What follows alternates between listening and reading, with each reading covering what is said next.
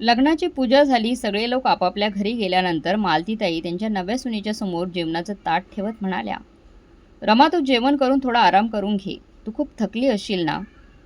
सासूचं प्रेमळ बोलणे ऐकून रमाला खूप आनंद झाला. खरंच तिला बराच वेळ झालं भूक लागली होती.